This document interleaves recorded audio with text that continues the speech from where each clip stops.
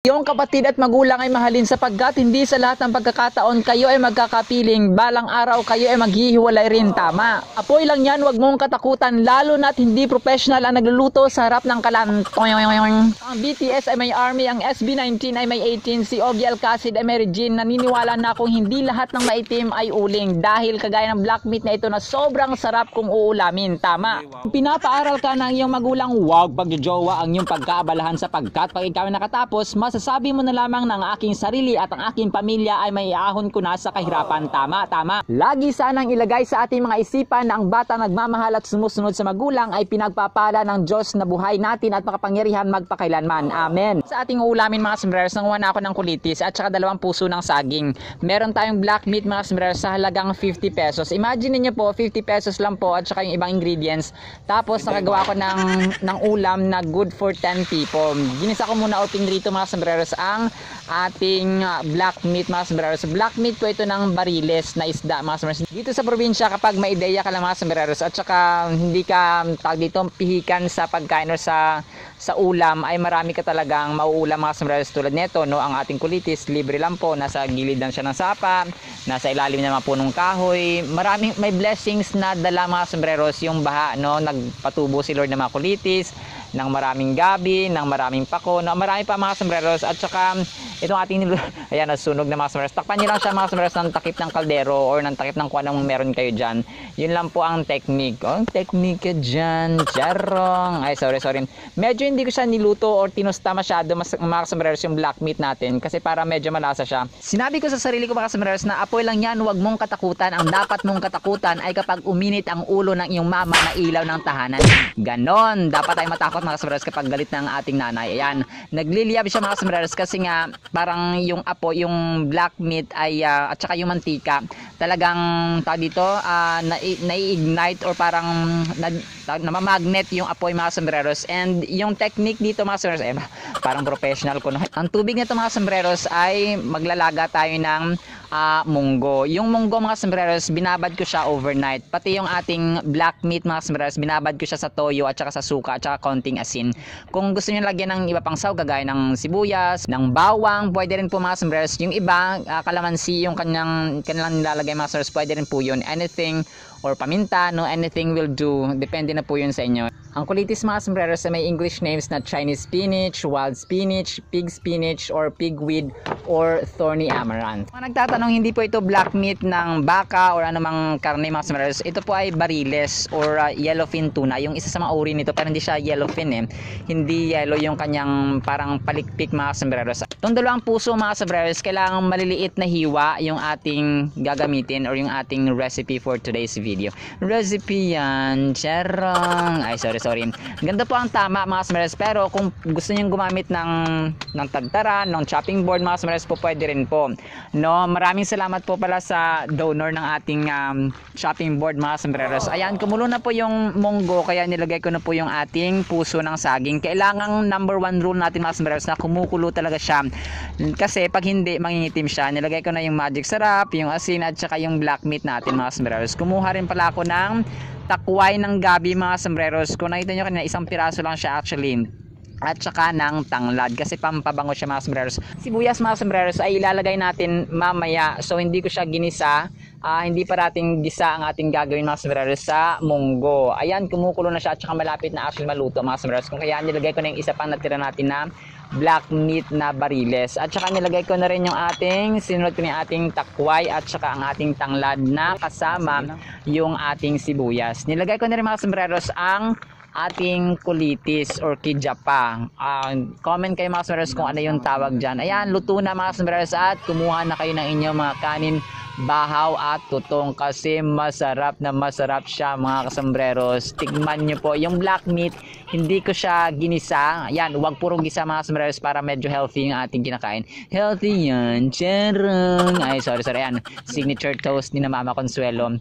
So sabi ng mama ko, hindi dapat parating gatas or kape ang aming tinitimpla, dapat juice para may kulay-kulay din. Supportive masyado ang nanay ko at saka yung ideya niya minsan ay napaka ganda, kung kaya sinusunod ko talaga si mama mga sombreros. Nang kami kumakain mga sombreros ay nais ko pong i-share ang napakagandang balitang ito mga sombreros. Kawikaan o Proverbs 12:1, sabi dito, ang taong may unawa, may wisdom or may talino, tumatanggap ng payo. Ayan, malinaw ha. Ngunit ayaw mapaalalahanan ang matigas ang ulo. Tama mga sombreros. Verse 2 sabi dito, si Yahweh ay nalulugod sa taong matuwid, ngunit sa masasama siya ay nagagalit. Verse 3 sabi dito, ang makasalanan ay hindi mapapanatag, ngunit ang matuwid ay hindi matitinag.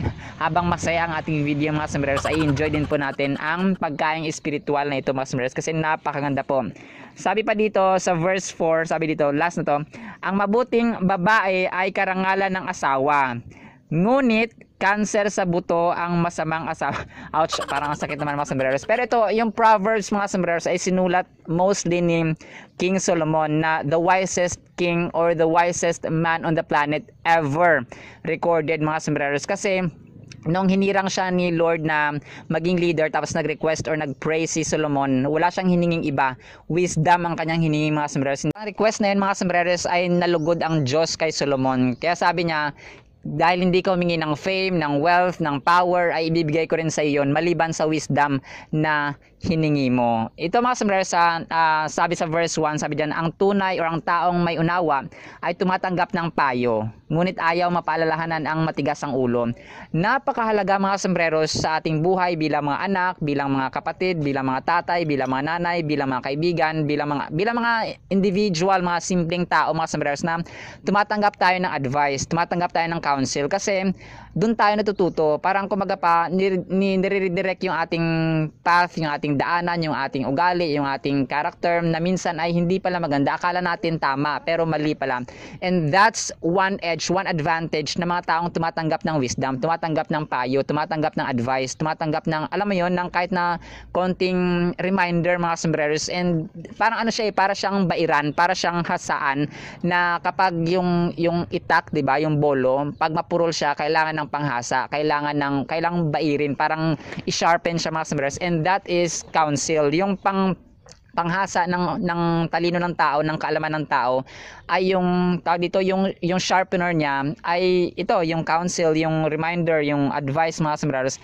Lalo na sa mga experienced na ng mga tao, kagaya ni nanay, no? Kapag, sabi ko nga parati na nagtapos ako ng 4-year course ng college, pero pag si nanay ang nag-advise, talagang sinusunod ko kasi mas experience siya sa akin.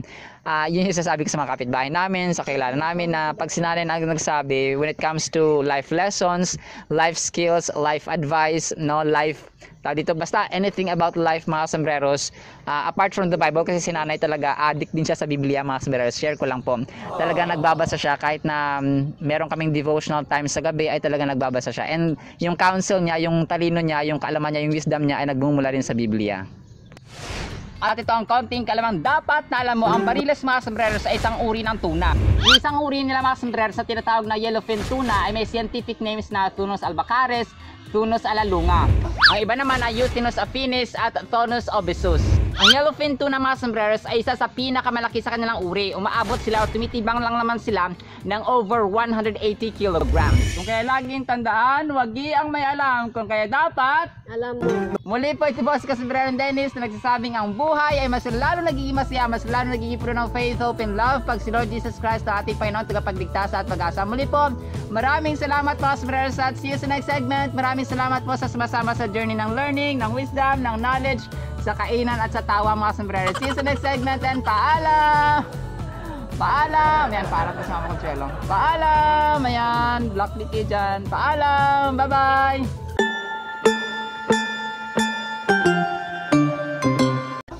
Hi, my name is Kebricyclopedia, short for Kasombrerong Britannica Encyclopedia Wikipedia. And yeah, I have my hat removed just for this segment, and my role here is very simple and easy. Let me begin my task by asking. It's